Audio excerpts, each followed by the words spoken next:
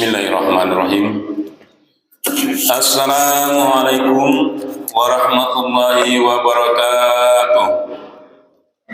Alhamdulillahirabbil alamin. Wassalatu wassalamu ala asrofil anbiya'i wal mursalin sayyidina wa maulana Muhammadin wa ala alihi wa sahbihi ajma'in. Kembali kita persembahkan puji dan syukur kehadirat Allah Subhanahu wa taala, yang mana pada subuh hari ini kita masih diberikan kenikmatan, nikmat umur, nikmat kesehatan, serta kesempatan untuk kembali dapat hadir di Jami' Raudatul Muslimin dalam rangka melaksanakan sholat subuh berjamaah. Salawat berikan salam marilah kita peruntukkan kepada baginda Nabi Muhammad SAW dengan melafazkan Allahumma sholli ala sayyidina Muhammad wa ala ali sayyidina Muhammad. Assalamu alayka ya Rasulullah. Bapak-bapak, ibu-ibu, saudara jemaah salat subuh yang dirahmati Allah, menjelang salat subuh marilah kita mengikuti tausiah kembali bersama Ustaz Safruddin SHI.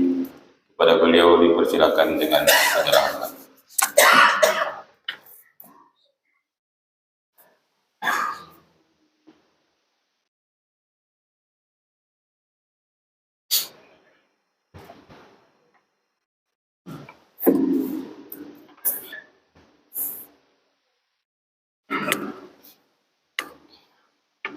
Assalamualaikum warahmatullahi wabarakatuh. Bismillahirrahmanirrahim. Alhamdulillah wassalatu wassalamu ala Rasulillah wa ala alihi wa sahbihi wa mawala. La hawla wa la quwwata illa billah.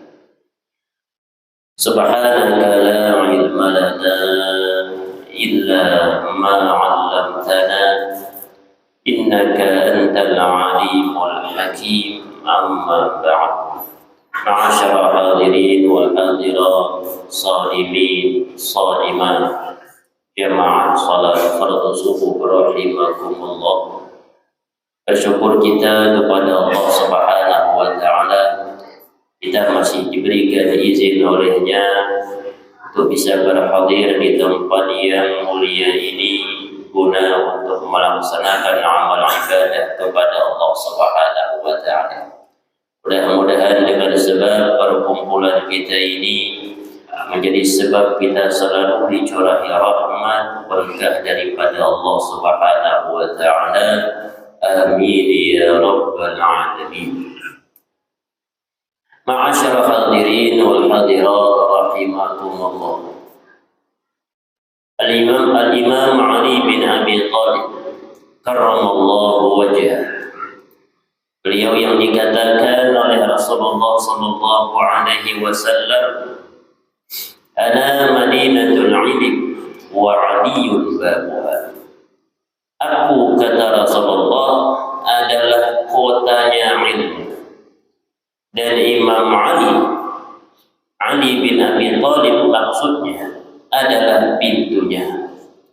Ini menandakan betapa luasnya ilmu Imam Ali bin Abi Thalib. Beliau pernah berkata, la khaira fi salatin la khushu'a fiha, wa la khaira fi sawmin lam tina'a fihi, wa la khaira fi qira'atin la tadabbura fiha. La khaira fi salatin la khushu'a fiha. Sama sekali tidak ada kebaikan, kata Imam Ali bin Abi Thalib, di dalam salat yang jika salatnya itu sama sekali tidak khusyuk. Oleh karena itulah para fuqaha mengatakan khusyuk itu kewajiban daripada untuk mendapatkan pahala, namun tidak menjadi syarat sah untuk sholat. Artinya sholatnya orang yang khusyuk sah, tapi di mana khusyuknya, disitulah pahalanya. Kalau kita sholat di rumah zuhur umpama, Kalau khusyuknya hanya ada pada rakaat yang ketiga, maka pahalanya hanya ada pada rakaat yang ketiga.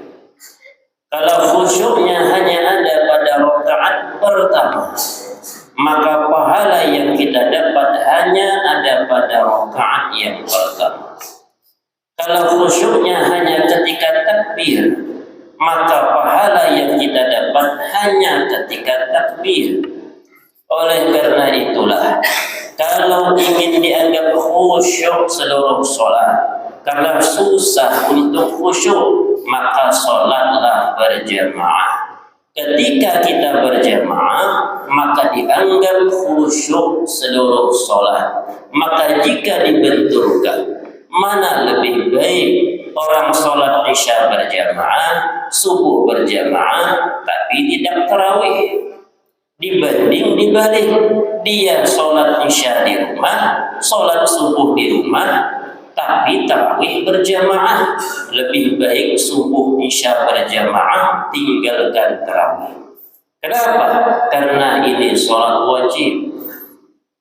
Mana yang lebih baik? Seluruhnya berjamaah. Isyanya dikerjakan di masjid, subuhnya dikerjakan di masjid, tarawih dikerjakan di masjid. Aku tidak bisa lagi datang ke masjid uzur, cari anak laki-laki yang bisa memimpin, di rumah berjamaah, maka full dapat pahala seluruhnya. Wala khaira fi ilmin wala khaira fi shaumin lam tina'a fihi. Selanjutnya kata beliau, tidak ada kebaikan sama sekali di dalam puasa yang orang itu tidak mau berpantangan. Artinya tidak berpantangan daripada hal yang membatalkan amal ibadah puasa atau pahalanya. Berapa banyak orang itu, kata Rasulullah, yang hanya berpuasa dia mendapatkan lapar dan dahaga. Kam min shaimin laisa lahu min siyamihi illa al-ju' wal 'atash. Tekor kita lah penat-penat berpuasa, haus iya, lapar iya, sampai di akhirat ditanya kepada Allah, mana pahala amal ibadah puasa? Rupanya nol sama sekali. Kenapa demikian? Dia tidak berpantangan. Oleh karena itu tahan dalam satu bulan Ramadan ini, tahan yang biasanya sering kumpul dengan tetangga, diam di rumah. Yang biasanya jam 7 pagi mulai sudah kumpul-kumpul dengan kawan, coba tahan di rumah. Kita jangankan kadang-kadang dengan kawan, dengan istri pun menyebut orang lain. Bicara dengan istri itu bisa nyebut orang lain, apalagi dengan kawan. Mulai datang ke rumah tetangga jam 7, nanya, berapa kelapa sekarang? 3.000 katanya. Lah, mahal. Tapi di tempat kami 3.200. Nah, kenapa tambah mahal? Jadi tukih nih gara-garanya. Mulai tukih kena sudah.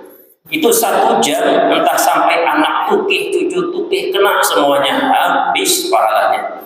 Yang kita dapat apa? Nol, hanya lapar dan dahaga. Maka tidak ada kebaikan di dalam puasa yang tidak ada pantangan di dalam berpuasa tersebut. Oleh karena itu, jaga amal ibadah puasa kita.